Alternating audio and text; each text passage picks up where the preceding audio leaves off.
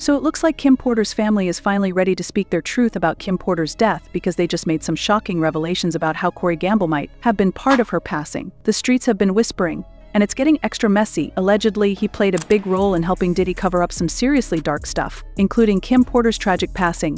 And get this, crime scene photo showing Corey at Kim's house before the coroners even showed up, just casually standing. There's talk about how Corey allegedly stayed behind after the whole thing to clean up the scene, making sure that no one could point it back to Diddy. And if that wasn't bad enough, some reports are claiming Corey found himself in some really messy situations with Diddy. Now Kim's family is pulling up the receipts. And it looks like there might be more to Mr. Corey Gamble and his Kardashian connection, and what meets the eye to understand how Corey Gam even came to be allegedly engaged in Kim Porter's murder. We need to speak about how he got caught up with Diddy and some other shady figures in Hollywood.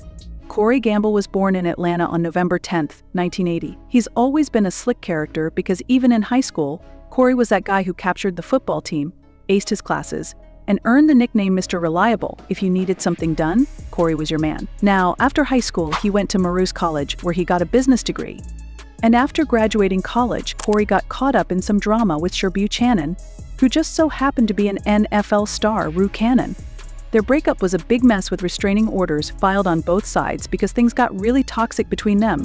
But here's the thing about Corey, he clearly has a thing for older women. Sherry was roughly 10 years his senior, and now he's dating Kris Jenner, who is 25 years older than he is. So when they say age isn't nothing but a number, Corey took that thing to heart. But aside from dating older ladies, there are reports that Corey once got engaged in some unusual activities by supposedly acting in a handful of adult movies here and there. He ultimately traveled to LA, where he fell in love with Diddy's gang, and they became close. Numerous tips that all are very, very similar, and these tips came from individuals who have claimed to be familiar or know Corey Gamble from brief still in Atlanta. Corey was once a performer in the adult film industry. Multiple people came to me sharing this information and that they had seen him while they were working on certain sets, and obviously I am not going to share their identity for their own protection. Now Corey and Diddy aren't just friends, they're practically glued together at this point. Their bromance goes way back, but the exact start of it is a bit of a mystery. Rumor has it, though, that it all started through none other than Farnsworth Bentley, Diddy's old right-hand man, who met Corey during their days at Marist College, and as the gossip goes, Farnsworth may have had his own unique connection. Dynamic with Diddy. Let me ask you this. What do you think? Diddy and Farnsworth Bentley's real relationship was concubine master. Oh, but B is not just some random guy in Diddy's orbit. He's pretty much family. Especially when it comes to Diddy's kids, he's been the rock-solid guy even during their toughest times. Like when Kim Porter passed away and the world was mourning, and Corey was right there holding it down for Diddy. Or so it looked. We're going to get into that in a bit, but get this, Diddy wasn't the only famous person that Corey was hanging out with, because he was running into some pretty high circles. I'm talking about big names like ludicrous chef Michael Jordan, and many more. He was getting flued out on private jets, attending VIP parties, and getting front row seats at the most exclusive events, or was out here living that AS dream. But to be fair to Corey, it's not like he was mooching off these famous people, because he also put in the work behind the scenes for a lot of artists. For example, Corey was a genius behind Ashton Kutcher's show Punha Bet You Didn't Know B. He also leveraged his contacts with Scooter Braun to secure a position as Justin Bieber's manager when he was on tour. He also had a part to play in Scotty Mengsat's album Clear as Day, which reached at #1 on Billboard 200. He also worked behind the scenes on Justin Bieber's album Believe, which also ended up being a chart topper. Yet, speaking of Justin Bieber, many have pointed out how bizarre and dubious it was that Justin's concerns with drug abuse coincidentally started around the same time that Corey joined his team. And considering how close Corey and Diddy are, as well as the reports about how Diddy allegedly did bad things to Justin Bieber all around, we need to consider if Diddy didn't use Corey as a way to get to Justin and maintain a hold over him. Well, sources are saying that not only did Diddy and Corey allegedly introduce Justin to drugs, but they also allegedly got him hooked to the point where Justin developed a full-blown addiction. There was a period when I was drinking lean. I was taking pills. I was doing Molly, shrooms, everything, and it was just an escape for me. Justin has spoken about how challenging it was for him to quit that addiction. And why it seems like he was in a real genuine fight. I was waking up in the morning, and the first thing I was doing was swallowing drugs and smoking a blunt, and beginning my day. It just became terrifying. I essentially said to myself, my God, if you're real, you help me through this season of stopping these pills and stuff. And if you do, I'll do the rest of the work now. All this time we thought that Corey was nothing more than Kris Jenner's arm candy. but it looks like he might have been running things right up under our very noses. Rumor has it that new evidence is bubbling up and it's linking Corey to Kim's tragic passing. But that's not all, because whispers in the street say that Corey allegedly helped Diddy cover up the whole situation. Yes, why all, we're talking some genuine partners in crime type stuff, maybe not Bon and Clyde but Clyde Belaid and Clyde, yeah. The allegations are stacking up faster than a Kardashian controversy. You guys don't even get me started on the rough history between Kim Porter and Diddy. The chatter has been swirling for years about Diddy's vicious side, with Kim Porter supposedly going away with more than just emotional scars. There are stories of broken noses and bruises and essentially stuff straight out of a horror movie. This is the exact occurrence. That happened in 2005. Was crazy. And according to an article, Diddy's girlfriend Kim Porter was left with a broken nose after the couple argued on his yacht in Sonro-Calms and flew in a specialist plastic surgeon from Geneva. After the accident, Porter has since claimed that she hurt her face after she banged her nose on a table. But interestingly, we're now finding out that Kim's family has always had their suspicions about Diddy and Corey's involvement in Kim's passing. While Kim's official verdict is that she died away from pneumonia, her family has always called BS on that. But not only that, the sources are claiming that they are actually considered in filing a wrongful death lawsuit against Diddy. But then the FBI got involved and told them to hold off on this lawsuit. A source leaked the information and claimed that the reason that family chose not to file the lawsuit was that they had allegedly been contacted by the FBI. The source claimed they all have been called by the FBI, and 3 family members and 6 friends have been interrogated already, and have been advised to be silent according to Kim's divorce. Cassie told lawyers upon filing her own lawsuit against Diddy that she had information about the death of Kim Porter, and she has proof of the reason why Kim was murdered. Well, it turns out that Kim Porter's death was allegedly one of the things that the FBI was investigating Diddy for. And according to those leaked documents, they found a lot of inconsistencies in her manner of death. The document said when Kim passed there were questions about the manner in which she died. If they are going to state that it was pneumonia and that she went peacefully in sleep, then why was there blood detected on Kim's pillowcases? And there was a SL trail of blood on the bedroom floor that led to the bathroom. Why hasn't it been discussed? Kim was not found unconscious in bed. She was located on the bathroom floor, and if they found her in bed, then she was purposefully put there. Kim was not found by so-called roommates. It's a lie too. She was being overseen by a medical expert that was selected by Sean. Additionally, the last call Kim made was to 911 at 2:43 a.m. Yet Kim was discovered deceased later in the morning at 11:00 a.m. Kim's ex, Albie Shore, also hinted that Diddy had something to do with her passing, and he threw shade at Diddy on Instagram, saying, "I just found this footage from the morning I learned of Kim Porter's murder, and how it ripped the soul from my physical body. I do know very clearly that Kimberly didn't just check out all of a sudden over pneumonia. That's some BS. We just celebrated our son's new deal and Christmas special with Netflix.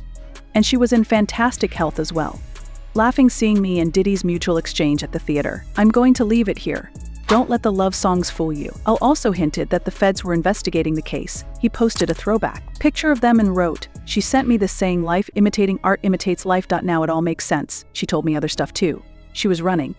I said to call the FBI, but if things weren't already fishy enough, the first coroner who did Kim Porter's autopsy had a hunch that something just wasn't adding up, especially with shady toxins he found in her system. But for some weird reason he got taken off the case and a new coroner was assigned to the case. The new coroner took 2 weeks to come to a conclusion, eventually claiming that she passed away from pneumonia. But people have called BS on this for a long time. And as if the situation couldn't get creepier, the original coroner, the one who raised all the alarm bells and red flags, ended up dead, also from so-called natural causes. His passing conveniently coincided with the time that people were calling BS on the pneumonia verdict and calling for the case to be reopened. But rumor has it that the first coroner was going to speak up against the pneumonia verdict before he passed just made the situation creepier and definitely more suspicious. Well, Jaguar Wright of course had something to say, and it was very interesting about this whole entire situation. Kim died from pneumonia. Yet there's the first coroner's report that said that she died. It was ruled a homicide, and they found toxins in her body to prove that she had been poisoned. You know that they have poisons that create heart attack and pneumonia-like symptoms. And Jaguar also pointed out how a lot of people around Diddy end up dying under shady circumstances, including Albie Shore, who almost lost his life because he was in a coma. Albie Shore, heavy and puffy, and Kim was the longest working employee because she was there from the very beginning. She was Andre's personal hitman. Tim's dead. And Lou's dead. Andre Varela's dead. The only two left are Puffy and Al almost. Isn't it? Andre was writing a book right before he died. Heavy D was working on a book before he died. Kim Porter was working on a book before she died. And Al B. Sure was working on the documentary of his life. And then he goes into his coma. The timing of these two guys meeting their ends is simply too odd to overlook. Take Albie Shore as an example. For example, he was working on a documentary that had the potential to expose some of Diddy's darkest secrets, and just like that, he got sick with a serious mystery medical crisis and slipped into a coma. Kim was also reported to be writing a book on Diddy when he passed, and interestingly, the manuscript as well as her laptop conveniently disappeared after she died. There are reports that her house was ransacked by an unknown person, and nothing else was taken except her laptop and manuscript. And with the feds taking down Diddy and exposing him, Kim Porter's family is now pressing for justice, requesting that the government resume the inquiry into her death. Al B. Sure seems to be speaking on behalf of the family, and he dropped a very long message for the authorities on Instagram. If you're wondering why Al B. Sure is taking this so seriously, it turns out that he was secretly married to Kim before she got with Diddy in a 2010, and he claimed that she was more than his baby mama, saying, "Every time I post something, I forget it's me. I'm a grandfather, so my concern is not being popular and trying to get numbers and likes. That's not what I do. But I posted something the other day talking about my ex-wife. Yeah, I said it, my ex-wife Kimberly, but nobody knew because we didn't discuss being married. We didn't discuss that every so often. So what did Al B. Short say about Kim's passing and the need for the feds to reopen the case?" He wrote, "I am writing this post to formally request an investigation into an entire group of individuals who worked at or around the residence of Miss Kimberly Porter, including the publicist who assisted in drafting this. It has come to my attention that these persons were also instructed to steal her computer and mobile devices, which contained her original book notes. The original notes are distinct from the fabricated BS and offensive pages circulated via Amazon that depict graphic sexual acts involving me that never took place and were edited and added after Ms. Porter's tragic murder." He also brought up the issue of Kim's missing manuscript and her devices and hinted that Diddy had something to do with it. He said Ms. Porter's missing devices, allegedly already in evidence, unquestionably contain the critical evidence that has been concealed. I'm convinced that evidence corroborates closely with details outlined in the recently released public indictment document. Kim died from pneumonia, but there's the first coroner's report that said that she died. It was ruled a homicide, and they found toxins in her body to prove that she had been poisoned. You know, they have poisons that create heart attack and pneumonia-like symptoms. And additionally, it is perceived that the individuals involved in this matter may also be connected to also concealing the alleged murders of several prominent artists, a situation that has left many bewildered, yet those who are immersed in the culture and familiar with the intricacies of the entertainment industry may have a clearer understanding of the obvious. He then dropped some tidbits that Diddy had been behind this coma, and that he has the receipts to back up his claim. He wrote, "There's so much to unpack. Unfortunately, I'm the only survivor by the blessings of a medical team that initially gave up because of multiple system organ failure. Septic, intubated in a ventilator for 38 days and forced to visit death's doorway, yet the God I trust and love had another plan. Bear in mind that this is simply the G-rated version of what I underwent over a decade plus to quiet the og. I also collected forensic recordings of every person that was sent my way to set me up and track me, gaslight me, and purportedly create injury to my system."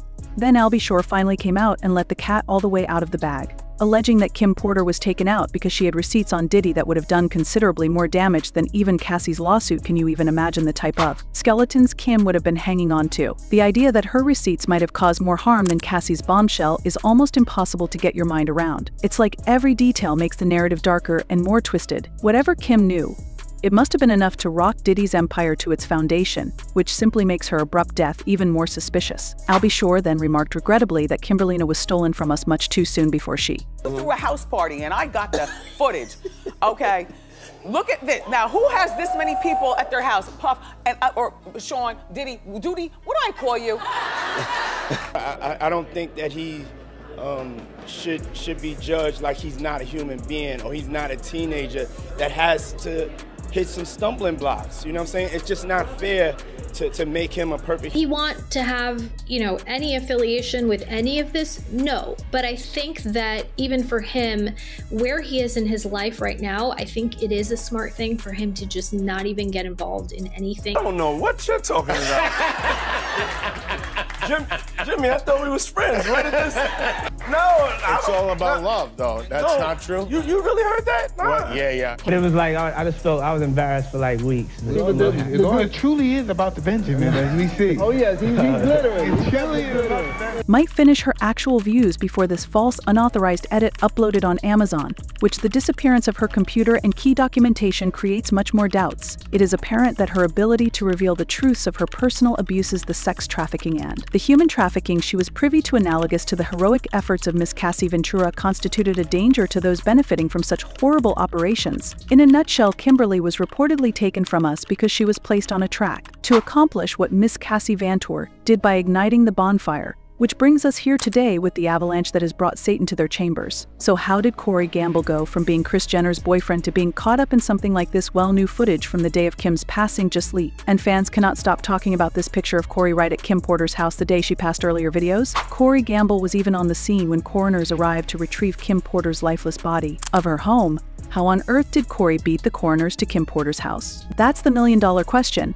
And it looks like it doesn't make any sense. Removing the body doesn't take a long time. So how in the world was Corey already there hanging around like he had backstage access to the whole situation? The math isn't for why all.